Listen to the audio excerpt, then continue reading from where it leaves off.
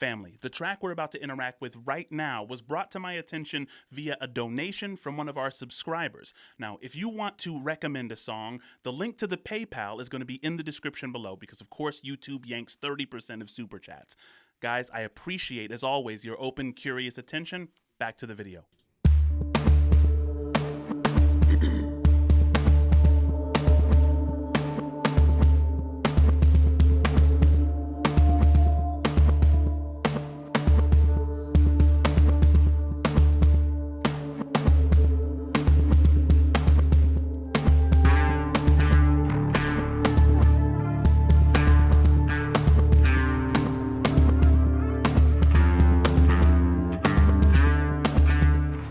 Arizona sun is so fucking, it's just intense. Oh, that's great. Basil? Wow. So imagine that now translating into the grapes. How just that intensity. Wow. I had no idea why they were eating those leaves. And then he's like, now imagine that intensity translating into the grapes. You know, at the previous one I was talking about, I was like, oh, dude, yeah, he's, because, I mean, the first one I watched, I'm like, okay, maybe could I nerd out with him if it was harvest time? And I'm like, definitely not, right? But then the second one, he's like, yeah, he knows, like, a whole lot of stuff that he's probably anxious to talk about. And then that one right there just kind of sealed the deal for me.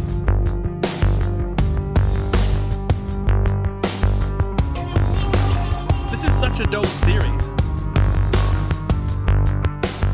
You live in the world with a lot of other people. And so that communication, that commerce is important. There's many things you can't do on your own. You have to kind of work with people. As an artist, you're responding to stimulus and you're observing, interpreting, and reporting. You have to do it for yourself, but you have to understand that there's a community around you. And that community around you, if they're inspired by your actions, and they can build on that.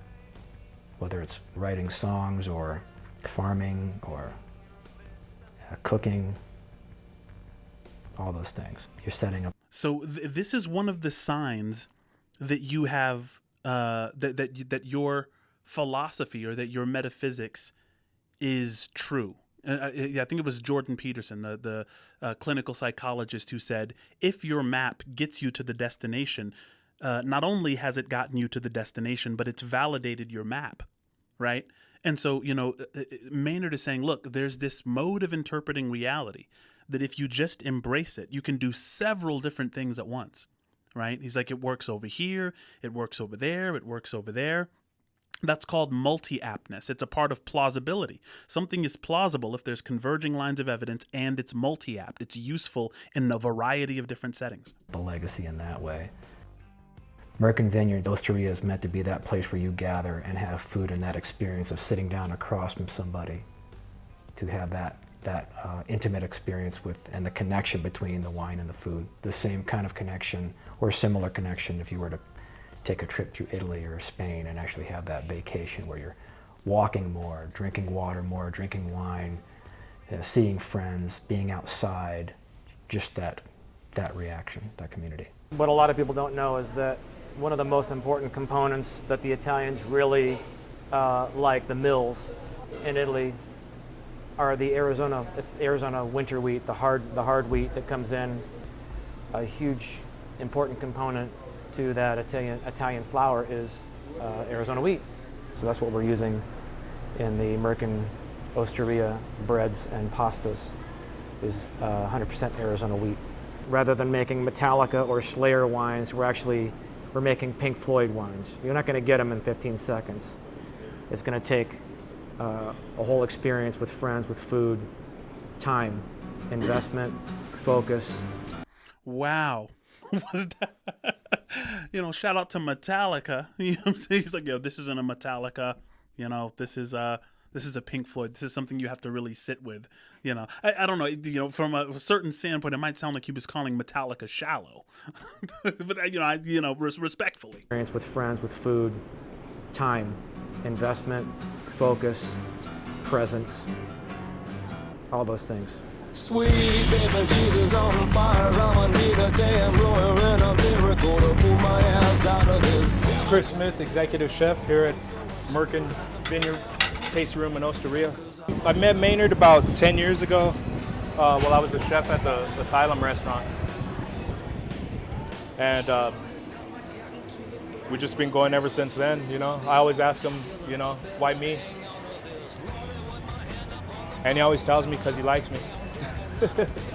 Having Chris Smith as that artist and chef who is from here, wants to be here, and wants to express this place, that's important. I could probably just throw some money at some chef from out of town and bring him in and have him do stuff, but that wouldn't be the same thing. So love is very important to this process. And love, my favorite definition of love from Rupert Spira, is the felt recognition of our shared being. If I love you, there's a felt recognition that underneath it all, we're the same, and we're just kind of pretending to be different in what I can interpret as a game. But, you know, this chef, he has a love for what he does, right? He doesn't see it as, you know, himself and this thing over here. It's like a oneing. It's like, you know, there's a oneness, right? You know, he kind of falls in love with the process, and that's something that's invaluable. That's something that cannot be bought. Respectfully.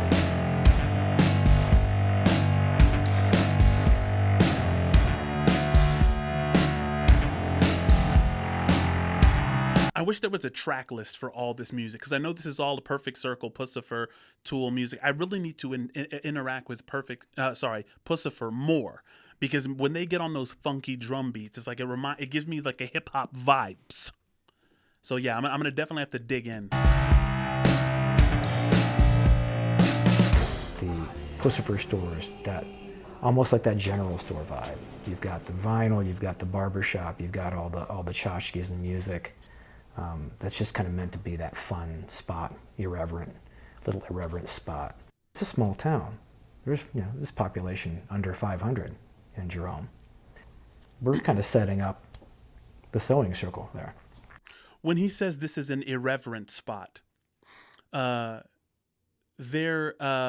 was a scripture in the Bible that says, our Father who art in heaven, hallowed be thy name. That word, hallowed be thy name, is the same word for reverend.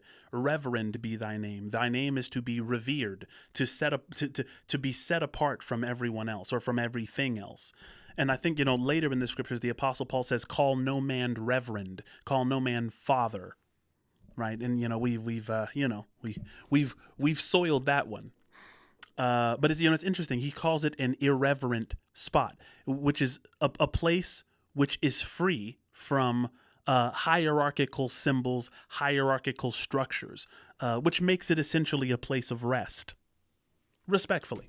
It's where you go to gossip and talk about stuff and connect with each other, and no politics or religion, but, you know, everything else is open game.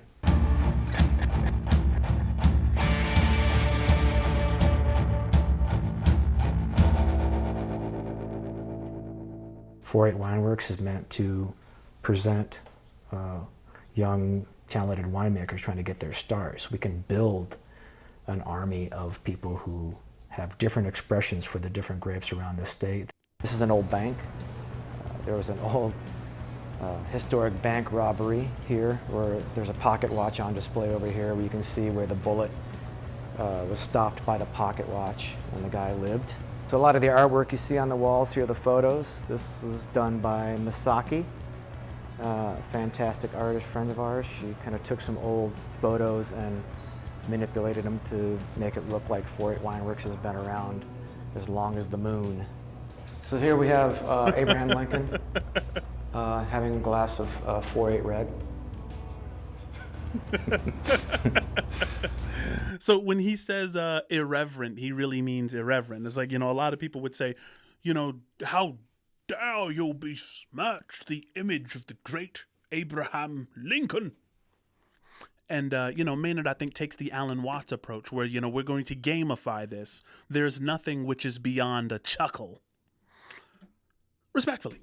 Yeah, this gentleman here is doing some laundry, and as he's rearranging, he realized that he uncovered an old wall that had the original 4-8 Wineworks logo on it. That's where it came from in post-Civil War. I'm gonna stop talking now. Oh yeah, this gentleman here. These guys just got done shooting some other human beings, and they're going to enjoy a glass of wine after. Verde Valley Wine Festival is held right over in this park next to us, featuring spirits, wine, beer, food, local crafts.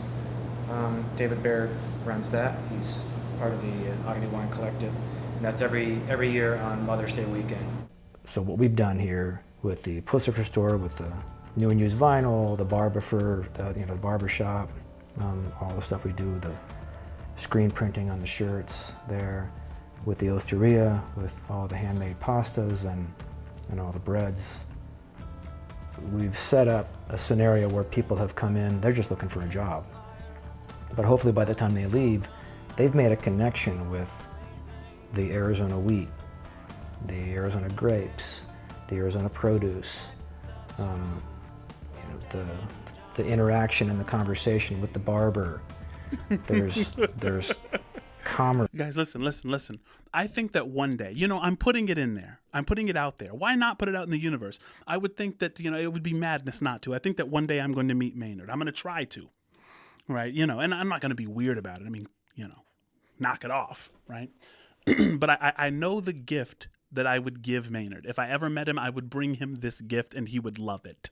There's some communication happening that spirals out from there, and hopefully we can build on that. That was flame. That was amazing. Yo, I'm going directly into part 4. Directly.